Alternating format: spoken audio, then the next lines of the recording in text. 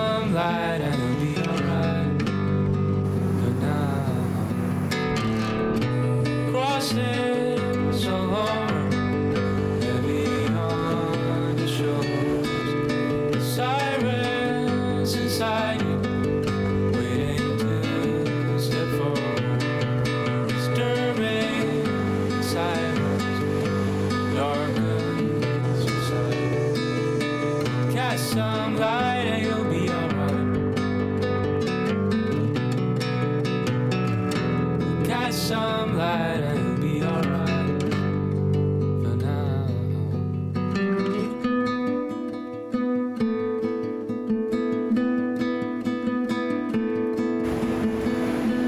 Crossing so long for both of us.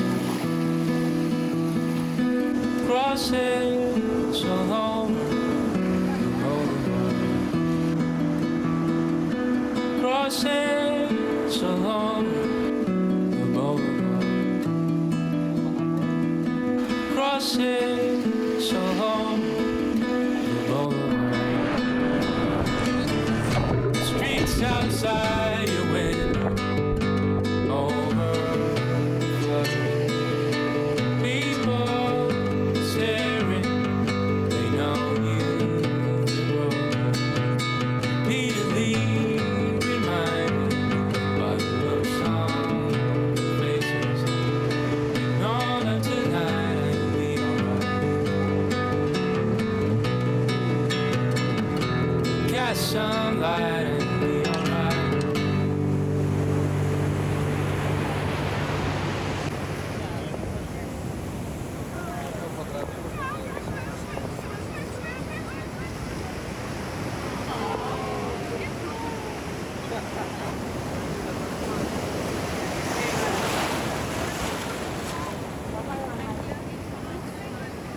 So the life of a sea turtle is not easy, especially when the babies make their way out of the nest into the ocean, because they start tiny. Yeah, if we think about leatherbacks, they are really large, but the babies are still about only 10 to 15, even less. It's more like 10 centimeters in length. So everything that has a taste for a sea turtle will try to eat you as a baby turtle. And so there is this obscure statistic that actually nobody really knows where it came from, but it's probably more or less accurate, where we say about 1 out of 300 to 1 out of 1,000 babies make it only to adulthood. So that's not a great statistic. But sea turtles do not have parental care, and so the females do lay a lot of eggs, and that means there's a lot of babies that are produced. So it's already kind of part of the calculation. So it's not, they don't have just one baby, and of that one baby, every single one dies. So, but that's still a lot of babies die. That's the bottom line. All over the world, we have 7 different sea turtle species. And we actually have 5 species here in Costa Rica. So if you want to see sea turtles, this is not the worst place to go and watch them lay their eggs. So the first time I've ever worked with a sea turtle was a leatherback turtle. So the leatherback turtles are the largest of all sea turtle species. I mean, they're literally humongous. So I'm about 1.70 meters tall, and they're about that size or in length. And they weigh about 300 to 600 kilograms. So it is absolutely mind-blowing to have such an animal in front of you. And I was walking a Caribbean beach, so you have to envision the jungle on one side, the ocean on the other, and then this incredible night sky on top of you. And then there's this dark creature that comes out of the ocean, really slowly making their way up.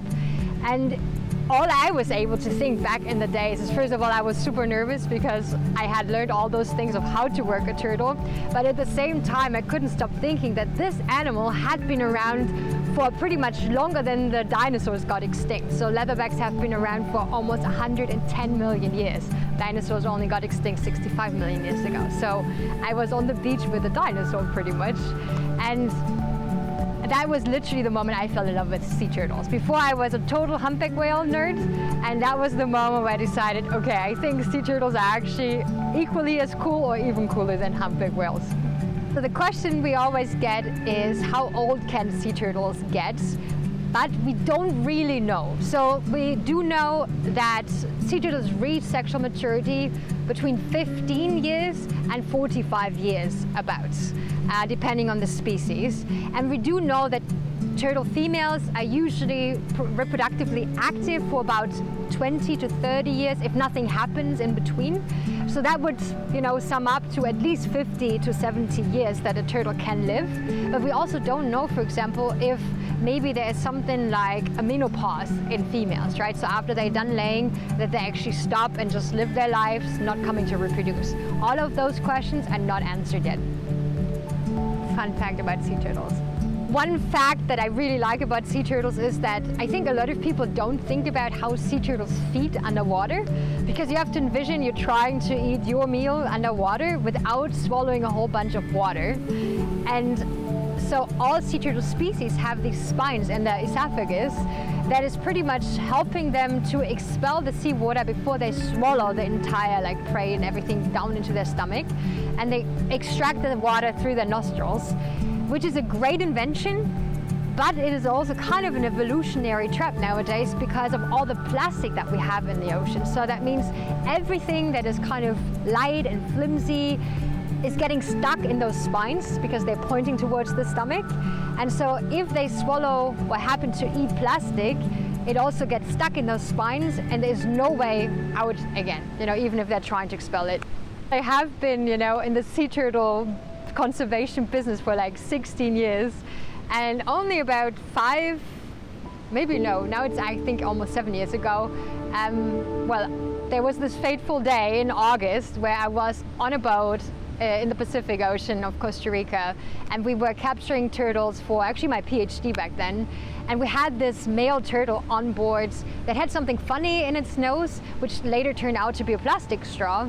And I filmed this whole process, how we extracted that straw, and it became viral. And now I'm known for that more than anything else. I'm like the sea turtle straw lady. No es plástico, ¿no? Es plástico. ¿Es plástico? It's a freaking straw. Don't tell me it's a freaking straw. Keep it, please. We're gonna look at that later on. I mean, that is just stupid. Hacerlo hay que hacerlo. No, ese es. No puedo ver ahora. Oh, man. Show me, please. I want to. Oh my god. That is just freaking. Oh, man. It has helped me a lot to have a platform to talk about sea turtles, so I really appreciate that. But sometimes it's really strange if people reduce you to this one thing that you have done, which wasn't even a thing I did. I mean, I literally just filmed a video. So yeah, but anyways, that is, I guess, what I more or less, that was my 5 minutes of fame right there. I'm sure there'll be way many minutes of fame there too. As we all know, plastic has great impacts on the environment. So Christine invited us to join on a beach cleanup with her.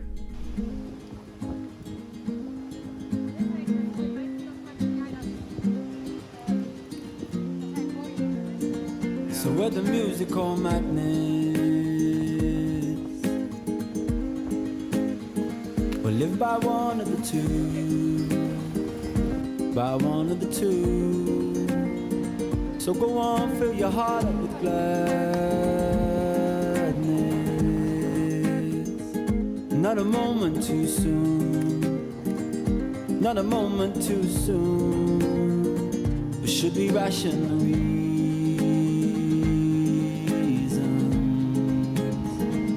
Choose a child to ignore.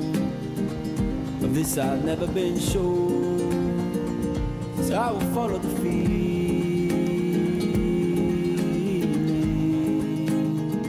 and sing fever to the phone.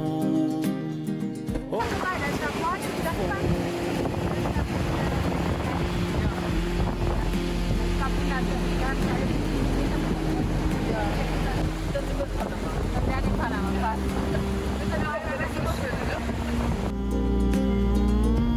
Cause the very thing you're afraid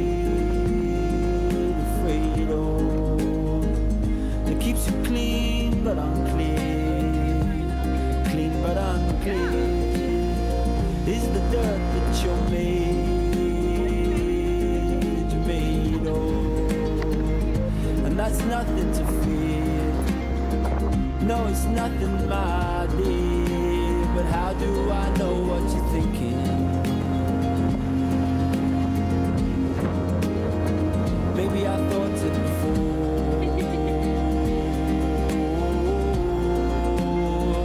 Maybe that's why I'm at your window. Heal me at your door, singing, give me some more.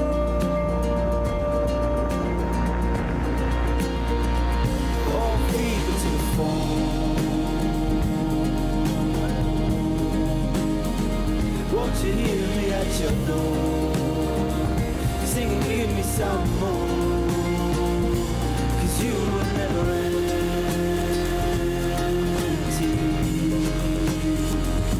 We've been here before. Yes, we've been here before. But now there's always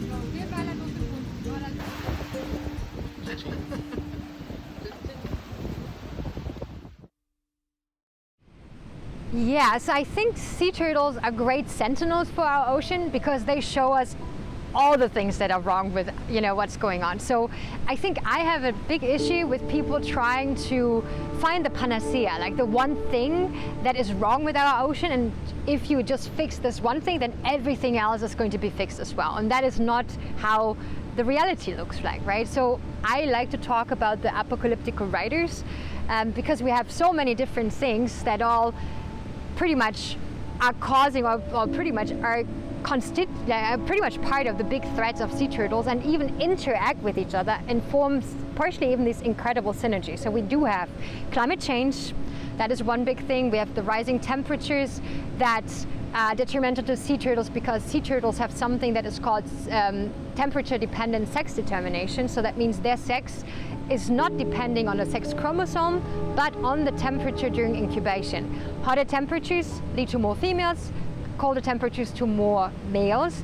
And so right now what we're observing for the past decade pretty much is that we have a large feminization of populations. So we're producing 90 to 100% females on our nesting beaches. Not a problem maybe just yet because of the long generation times, but will be a problem in future. Next thing is actually one thing that we have a massive problem here on the Caribbean with is the rising sea level. So our nesting beaches get eroded. We lost about 60 meters already from our former large wide beach. We only have a very narrow stretch left. That is climate change. Also extreme weather events that lead to cold snap and all of that jazz. So that is another problem. And then we have pollution. Plastic is one of them, but not just. We also have the invisible pollution, for example, through pesticides and fertilizers from all the agriculture that we do on land that get washed out into the ocean through the rivers.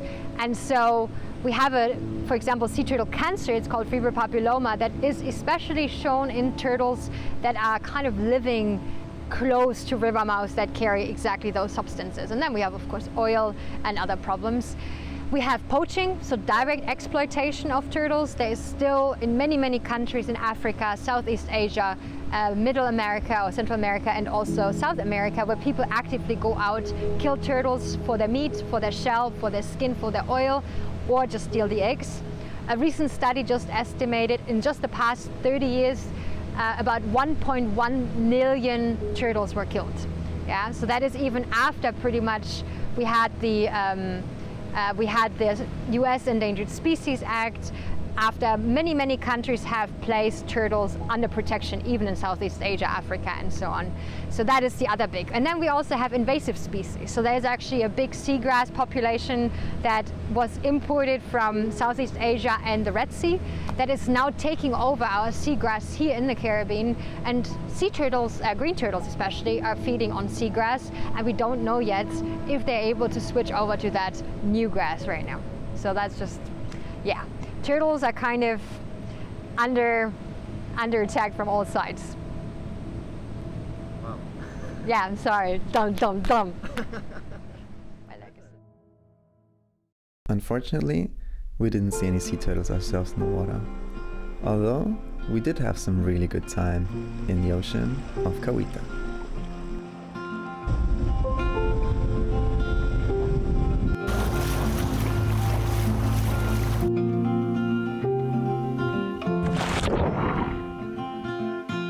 Rainy days don't seem so wet. Stormy nights don't stay.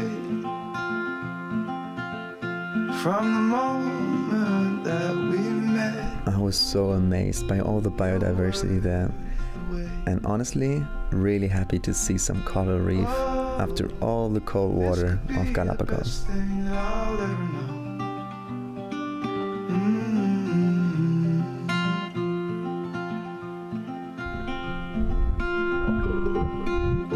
Talk for hours and never slept.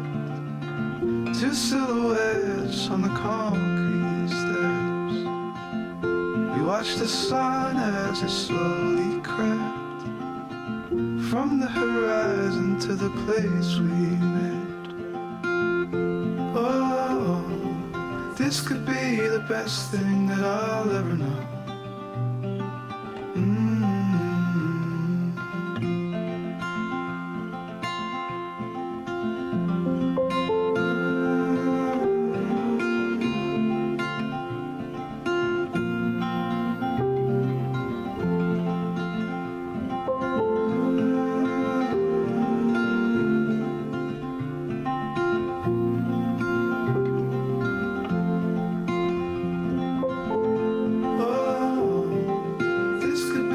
Best thing that I'll ever